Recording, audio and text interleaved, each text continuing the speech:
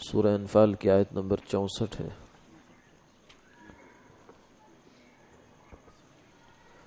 اعوذ باللہ من الشیطان الرجیم، بسم اللہ الرحمن الرحیم، یا ایہا النبی حسبک اللہ ومن اتبعک من المؤمنین، يا أيها النبي حرض المؤمنين على القتال، إن يكن منكم 20 صابرون يغلبوا 200، وإن يكن منكم 100 يغلبوا 1000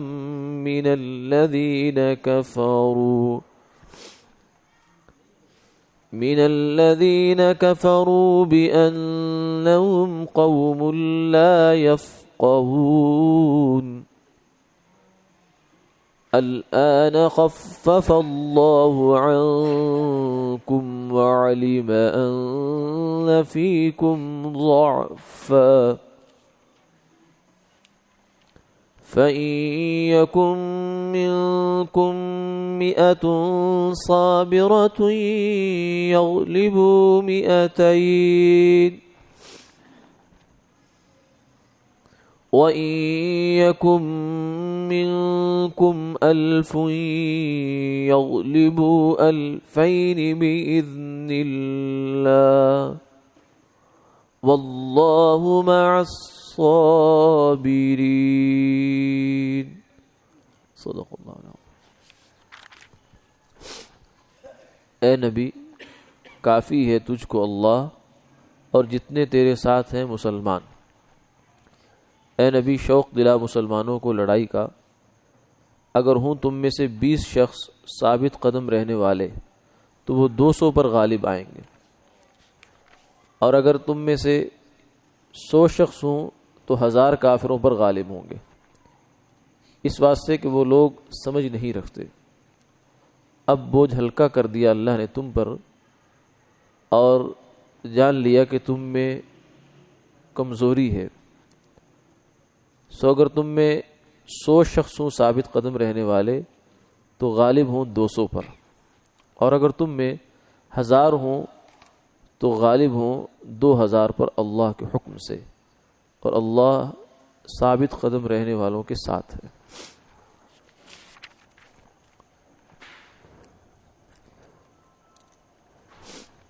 ان آیات مبارکہ کا پس منظر بھی وہی ہے جو اس سے پہلے چلی آنے والی آیات کا ہے، یعنی جنگ بدر اور اس سے وابستہ واقعات۔ پہلی آیت میں حضور صلی اللہ علیہ وسلم کو اور ایمان والوں کو تسلی دی گئی کہ اگرچہ کافر بہت تعداد میں ہیں، ساز و سامان کے ساتھ ہیں، لیکن اللہ تمہارے ساتھ ہے۔ ان کے پاس تلواریں ہو سکتی ہیں، گھوڑے ہو سکتے ہیں، اونٹ ہو سکتے ہیں، اور بڑی تعداد ہو سکتی ہے، مگر اللہ کی مدد نہیں ہے ان کے ساتھ، اور اصل چیز تو اللہ کی مدد ہے۔ اس لیے فرمایا کہ اللہ تمہارے لیے کافی ہے، اور نہ صرف آپ کے لیے کافی ہے بلکہ آپ کے ساتھ جتنے مسلمان ہیں سب کے لیے کافی ہے۔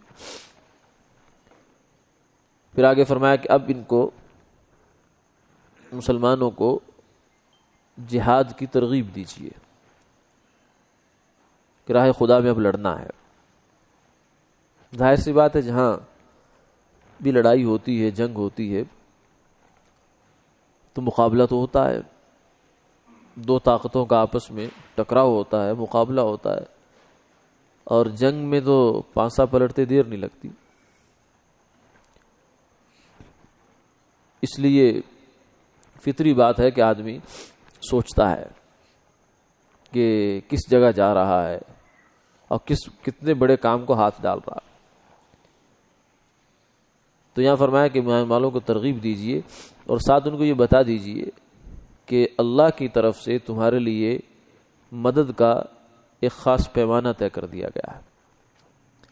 اگرچہ وہ اس بات پر قادر ہے کہ وہ بغیر کسی تلوار چلائے، یعنی ایک مسلمان بھی تلوار نہ چلائے اور سارے کافر مر جائیں، اس پہ قادر ہے. پہلے قوموں میں ایسا کرتا رہا ہے. نوح علیہ السلام نے تو کوئی تلوار نہیں چلائی لیکن سارے کافر ختم.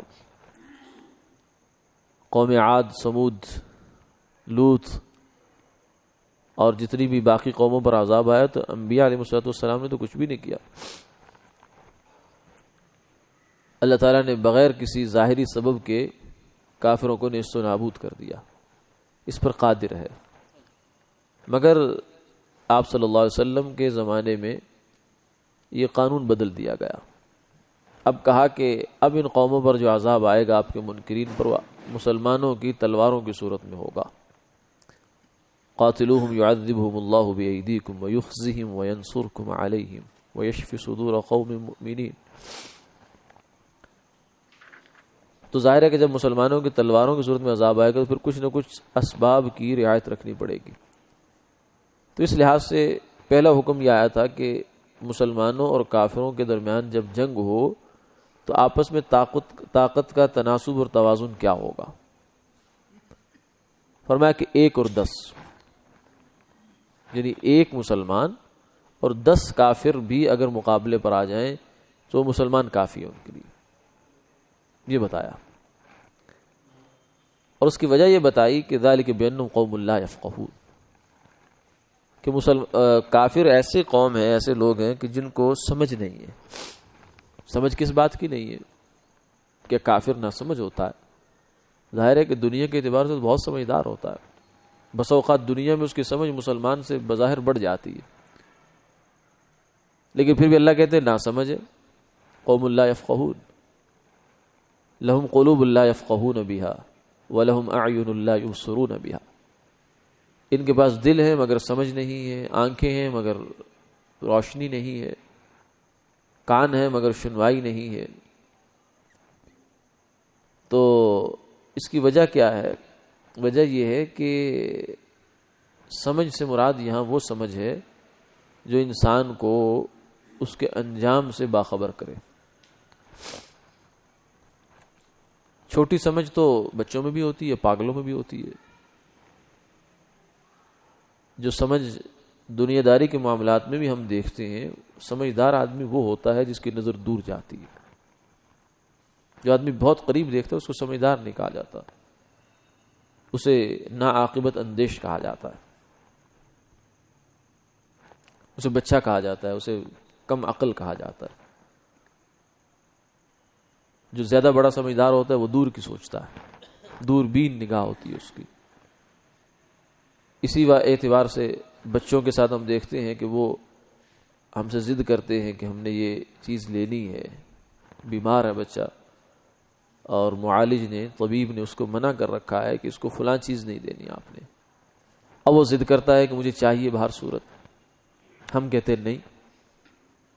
اس کو فائدہ نظر آتا ہے کہ فائدہ کیا ہے؟ زبان کا چسکا، اس کی خواہش جو اس چیز کے ساتھ فوری طور سے وابستہ ہے. وہ چیز کوئی شک نہیں کہ مزہ دے گی اس کو، لیکن نقصان بھی دے گی. اب اس کا نقصان ہے پردے میں اور دور ہے وہ، اس لیے دور کی چیز اس کو دکھائی نہیں دے رہی، لہذا وہ اس دور کی چیز کو بالکل نظر انداز کر کے فوری جو اس کا فائدہ اور ظاہری اثر ہے اس پہ نظر رکھتا ہے. لیکن جو سمجھدار آدمی ہے وہ کہتا ہے نہیں نہیں بیٹا نہیں، یہ تم کھا لو گے، ابھی تو کھا لو گے مزے کے لیے، لیکن بعد میں بہت پریشانی ہو جائے گی، بہت پیچیدگی بن جائے گی، لہذا یہ کام آپ کو نہیں کرنے دیا جائے گا. اب یہاں ان دو بندوں کی سمجھ آپس میں، دو سینس جو ہیں وہ آپس میں ٹکرا رہی ہے، ایک بچے کی ہے اور ایک بڑے کی ہے. تو بڑے کی سمجھداری کو قبول کیا جائے گا، ہر آدمی کہے گا سمجھدار یہی ہے. کیوں؟ اس لیے کہ وہ دور کی نگاہ رکھتا ہے. اسی طرح سے ہم اپنی معاشرتی زندگی میں دیکھتے ہیں کہ ہماری جو مستورات ہیں، مثلا قرآن پاک کہتا ہے ما رأیت من، حدیث پاک میں کہتا ہے ما رأیت من ناقصات عقل و دین، کہ ان میں سمجھداری کی کمی ہوتی ہے. یعنی عورت ذہین ہو سکتی ہے، پڑھائی میں شارپ ہو سکتی ہے، ہوشیار اس معنی میں ہو سکتی ہے، مگر جسے سمجھ کہا جاتا ہے وہ کم ہوتی ہے مرد کی نسبت اس میں. تو اس کی وجہ بھی یہ ہوتی ہے کہ اس کی نتائج پر نظر کم ہوتی ہے، انجام کار پہ نظر کم ہوتی ہے، وہ ظاہر بین ہوتی ہے. اومن ينشأ فی الحلیہ وهو فی الخصام غیر مبین، اس کی جو نشو و نما ہے وہ بھی ظاہری خوش نمائیوں کے اندر ہوتی ہے. اچھا کپڑا، اچھا جوتا، اچھی یہ چیزیں ہوتی ہیں، اس سے زیادہ آگے کی نظر عام طور سے نہیں ہوتی اس کی، جبکہ مرد کی زیادہ آگے کی نظر ہوتی ہے. اس لیے اللہ قرآن پاک نے جو معاملات ہیں معاشرت کے خاص طور سے وہ مرد کی ذمہ ڈالے. طلاق اس کے ہاتھ میں رکھی ہے، عورت کے ہاتھ میں نہیں رکھی.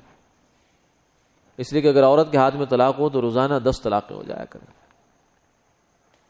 کیونکہ وہ ایک دم جذباتی ہو جاتی ہے اور ایک دم ٹھنڈی ہو جاتی ہے. تو عقل کامل نہیں ہے، سمجھ کامل نہیں ہے. مرد کی سمجھ کامل ہوتی ہے، اس لیے اللہ تعالیٰ نے طلاق اس کے ہاتھ میں رکھی ہے اور بہت سے معاملات اس کے ہاتھ میں رکھے ہیں کہ وہ دور اندیش نگاہ ہوتی ہے اس کی. جو یہ سمجھتا ہے کہ ٹھیک ہے یہ ابھی وقتی طور پر تو یہ غصہ ہے، سب کچھ ہے، جذبات ہے، لیکن اس کا انجام کیا ہوگا وہ سوچ کر پھر فیصلہ کرتا ہے. پھر اس انجام کا پہلے سوچتا ہے پھر فیصلہ کرتا ہے. لیکن یہاں وہ انجام تو نظر نہیں آتا، لہذا وہ بس کہتے فیصلہ کرو بس فوراً. تو یہ سمجھداری کی 2 مثالیں عرض کر دی.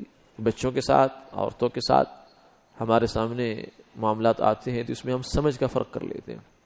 اب اسی طریقے سے سمجھیے کہ ایک یہ دنیا ہے، یہ ظاہر کی دنیا ہے جسے ہم مادی دنیا کہتے ہیں، حواس خمسہ سے جس کا تعلق ہے، ہماری عقل سے جس کا تعلق ہے.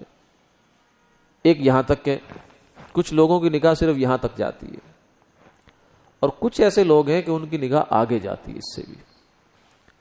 وہ کہتے ہیں کہ جو مادہ ہے، جو میٹیریل ہے، جو تمہیں دکھائی دے رہا ہے، یہ زمین، یہ آسمان، یہ جہان، یہ نظام، جتنا بھی جو کچھ اس جہان کے اندر نظام ہے، یہ نہیں، اس کے باہر بھی کچھ ہے.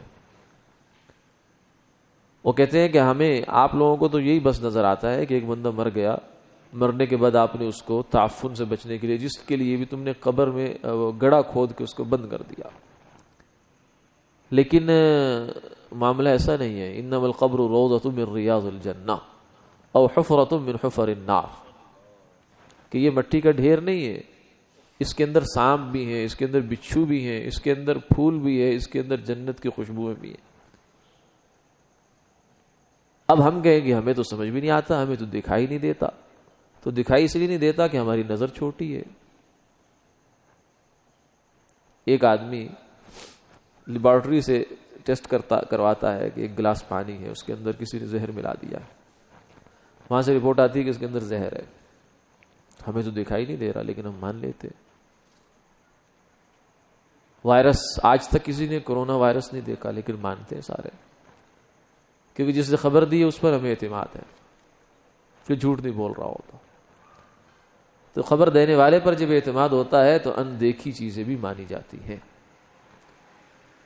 جب اندیکھی چیزیں ہم نہیں مانتے تو اس کا مطلب ہے کہ ہمیں خبر دینے والے پر اعتماد نہیں ہے. اور خبر کون دے رہا ہے؟ خبر وہ دے رہے ہیں جن کی صداقت کی گواہی ان کے بڑے سے بڑے دشمن نے بھی دی ہے، سچائی کی. ابو جہل جیسا شخص بھی ان کی سچائی میں اور امانت داری میں شک نہیں کر رہا.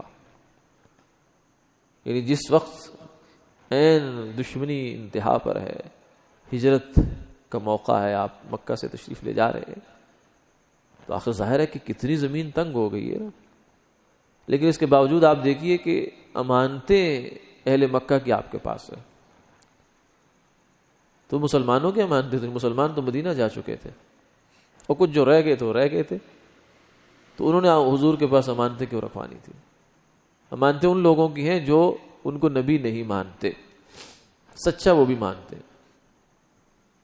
لیکن مسئلہ یہ ہے کہ آج کا مسلمان حضور کو سچا نہیں مانتا.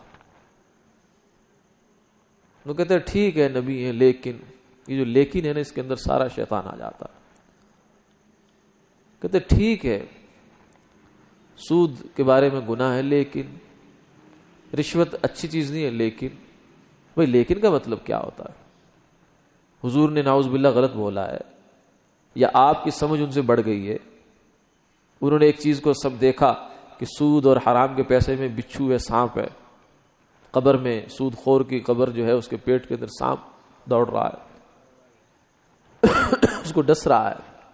ہم کہتے ہیں لیکن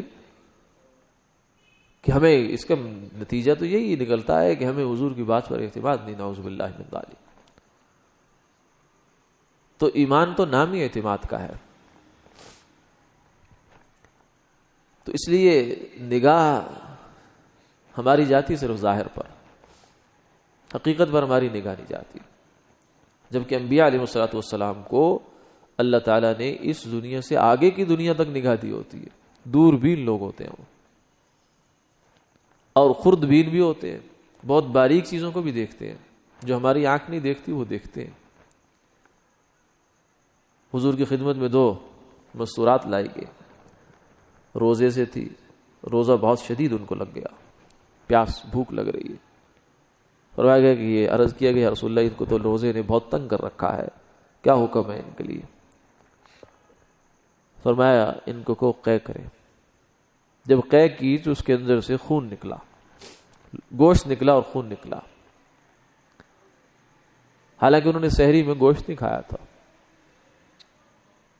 فرمایا انہوں نے غیبت کی تھی.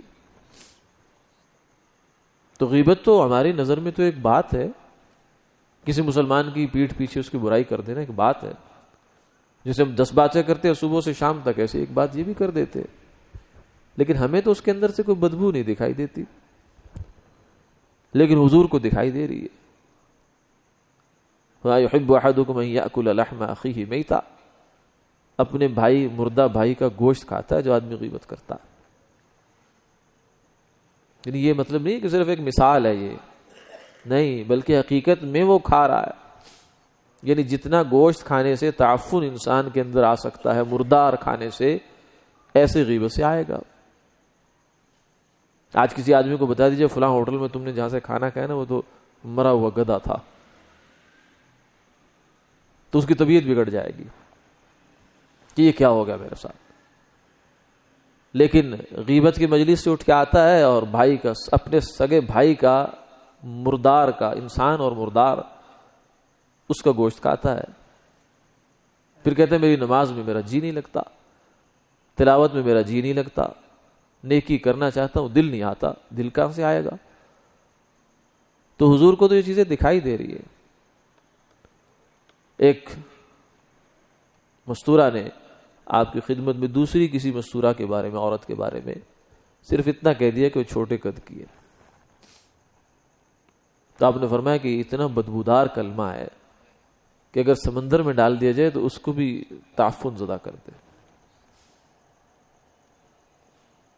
تو یہ عمل کے اندر حقیقت اس کی ہمیں نہیں دکھائی دے رہی، حضور کو دکھائی دے رہی ہے. اب 2 ہی باتیں، یا تو ہمیں حضور پر اعتماد نہیں ہے، یا ہم اپنے آپ کو کوئی بہت زیادہ ہوشیار سمجھنے لگ گئے ہیں. تو اس لیے سمجھداری جو ہے وہ انبیاء علیہ السلام کے پاس ہے. اس لیے شاہ عبدالعزیز رحمۃ اللہ علیہ نے تفسیر عزیزی میں یہ بات لکھی ہے کہ اللہ تعالیٰ نے سمجھ کے، عقل کے 100 حصے فرمائے، جس میں 1 حصہ تمام مخلوقات کو دے دیا اور 99 حصے اپنے پیارے حبیب صلی اللہ علیہ وسلم کا عطا فرمائے. کیا غلط ہے، کیا صحیح ہے، کیا اچھا ہے، کیا برا ہے، کیا خوبصورت ہے، کیا بدصورت ہے، کیا مفید ہے، کیا نقصان دہ ہے، اس کا معیار حضور ہے، ہم نہیں ہیں. نہ ہماری عقلیں ہیں، وہ تو لولی لنگڑی ہیں. کتنا حصہ ہمارے پاس آیا ہوگا، 100 میں سے ہمارے پاس کتنا حصہ ہے، میرے پاس کتنا حصہ ہے. اور نہ ہمارے رواج اور رسم و رواج تو ہم خود بناتے ہیں، انسانی کو بنائے ہوتے ہیں. تو معیار جو ہے حقانیت کا اور صداقت کا اور اچھائی اور برائی کا وہ حضور کی ذات ہے. جس چیز کو آپ نے اچھا کہہ دیا وہ اچھی ہے، جس کو آپ نے برا کہہ دیا وہ بری ہے. اب اگر ہمیں نہیں لگ رہی تو ہمیں اپنا علاج کروانا. جیسے بخار زدہ آدمی کو آپ بہت اچھا کھانا کھلا دے تو اس کا گلے ہی سارا پکڑا ہوا ہے بیچارے کا، وہ کہے گا مجھے تو تم نے کانٹوں والا کھانا دے دیا، تو اس کا یہ مطلب تھوڑی ہے کہ کھانے میں کانٹے آ گئے، وہ بھی ٹھیک کہہ رہا ہے لیکن وہ بیمار ہے۔ تو جس انسان کو شریعت میں اور حضور کے لائے ہوئے طریقے میں خوبی نظر نہیں آتی، خامی نظر آتی ہے، یا اس کو لگتا ہے کہ نہیں یہ کچھ اور سی چیز ہے، یہ نہ چلنے والی چیز ہے، ہضم نہ ہونے والی چیز ہے اس معاشرے میں، تو اس کا مطلب یہ ہے کہ معدہ بیمار ہے، انسان بیمار ہے، اس وجہ سے پریشانی ہو رہی ہے اس کو۔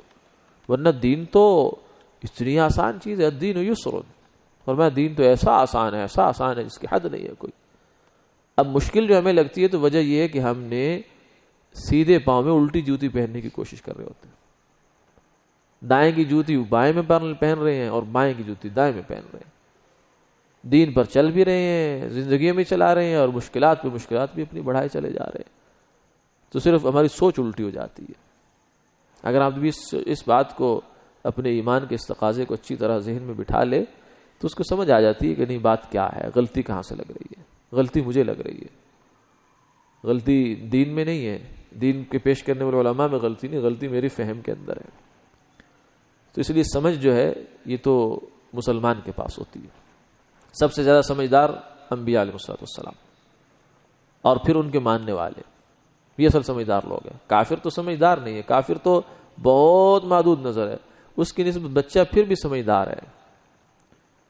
کافر کو تو بالکل سمجھ نہیں، وہ ان چیزوں کو ہاتھ ڈال رہا ہے جو سانپ بھی ہے، بچھو بھی ہے، آگ کا انگارہ بھی ہے، سب کچھ ہے، وہ اس پہ ہاتھ ڈال رہا ہے، وہ خبر نہیں ہے اس کو کوئی 2 4 5 10 60 70 سال کے بعد یہ جو میرا عمل ہے اس نے انگارہ بن کے قبر میں آنا ہے، میری اس نے سانپ بن کے میری قبر میں آنا ہے، تو اس بیچارے کو تو نظر ہے ہی نہیں، بہت کوتاہ نظر ہے، یعنی 10 نمبر 12 نمبر کا چشمہ والے کی نظر کم کیا ہوتی ہے، کافر کی اس سے بھی کم نظر ہے، اس کو بالکل حقیقت نہیں دکھائی دیتی جو انبیاء علیہ السلام دکھانا چاہتے ہیں۔